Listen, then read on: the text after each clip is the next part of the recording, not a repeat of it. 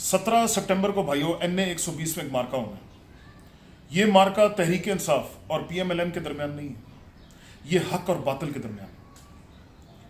Supreme court के तारीखी फैसले के बाद जिसमें करप्शन के गॉडफादर को नाअहल किया गया, उसके बाद भाइयों अगर इस कौम की, इस मुल्क की सिमत का कोई तयन करेगा तो वो ये इंतखाब है। ये इंतखाब इस चीज का तयन करेगा कि क्या जो मुंतखब नुमाइंदे हैं हमारे, हम इस चीज पे यकीन रखते हैं कि उनके पास अवाम का पैसा एक अमानत होती है, अवाम की खिदमत करना उनका फर्ज है बजाय इसके कि अपनी जेबें भरना।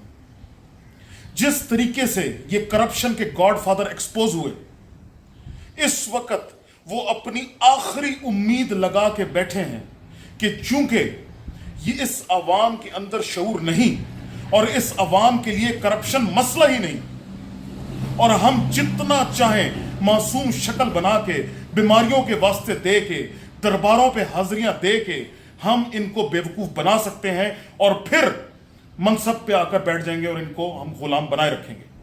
भाइयों, हमने इनको साबित करना है कि ये गलत है। ये वो पाकिस्तान नहीं रहा जिधर एक अमीर और ताकतवर को इजाजत थी कि वो गरीब का हक खा सके। ये वो पाकिस्तान नहीं रहा।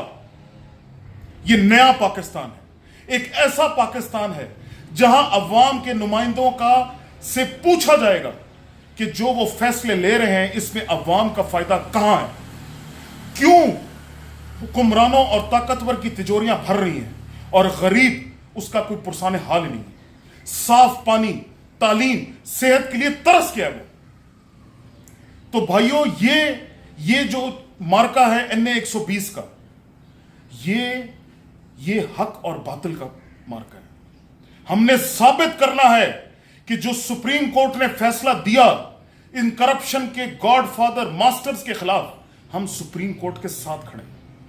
और हमने जो बेड़ा सुप्रीम कोर्ट ने उठाया है इस कौम, इस मुल्क को सुधारने का, इसमें लॉ एंड ऑर्डर लेकर आने का, गरीब आवाम को इंसाफ दिलाने का, ताकतवर को कटहरे में खड़ा होकर सजा देने का, हम सुप्रीम कोर्ट के साथ खड़े हैं। अल्लाह पाकिस्तान को तरक्की के रास्ते पे चढ़ाए, इंसाफ के रास्ते पे चढ़ाए। पाकिस्तान जिंदाबाद।